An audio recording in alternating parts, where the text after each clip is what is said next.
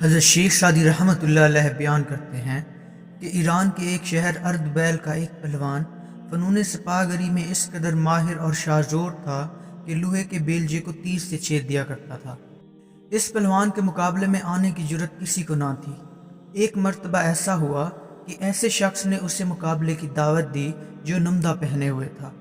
وہ پہلوان اس کے مقابلے میں آ گیا اور اپنی مضبوط کمان کو کندھے سے اتار کر اس پر تیروں کی بارش کر دی۔ اس پہلوان کا ایک بھی تیر اس کے نمدے کو نہ چیر سکا جو اس نے اپنے جسم کے گرد لپیٹ رکھا تھا۔ جب وہ پہلوان اپنی تمام کوششوں میں ناکام ہو گیا تو نمدہ پوش نے کمند پھینک کر بآسانی پہلوان کو گرفتار کر لیا۔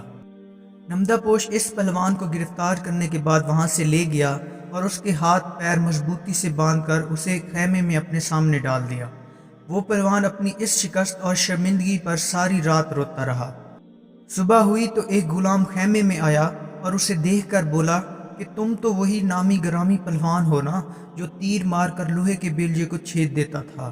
اگر تم وہی پہلوان ہو تو تمہاری یہ حالت کیسے ہو گئی؟ اس پہلوان نے ایک سرد آہ بھری اور کہا کہ تقدیر بگڑنے پر کوئی ہنر کام نہیں آتا اور یہ سب تقدیر کا کیا دھرا ہے۔ جب میرا ستارہ عروج پر تھا تو میرا کوئی وار خالی نہ جاتا تھا، اور اب جب تقدیر نے ساتھ نہیں دیا تو میں یہاں قید میں ہوں۔ حضرت شیخ سعدی رحمۃ اللہ علیہ اس حکایت میں بیان کرتے ہیں کہ انسان کی کسی شے میں مہارت اس کی ہوشیاری اور عقل مندی کی دلیل نہیں بلکہ یہ تقدیر کا لکھا ہے۔ جب تقدیر میں لکھا ہو کہ یہ فلاں شے کا مالک بنے گا تو بغیر کسی ہوشیاری اور عقل مندی کے وہ اس شے کا مالک بن جاتا ہے، اور جب تقدیر میں لکھا ہو کہ فلاں شے اس سے لے لی جائے گی تو پھر کوئی ہوشیاری اور عقل مندی کام نہیں آتی۔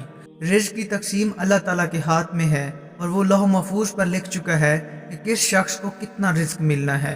بس اگر کوئی امیر ہے تو وہ اس کو اپنی ہوشیاری نہ جانے، اور اگر کوئی غریب ہے تو وہ یہ غم نہ کرے کہ شاید اس میں وہ ہوشیاری نہیں جو ایک امیر شخص میں ہے۔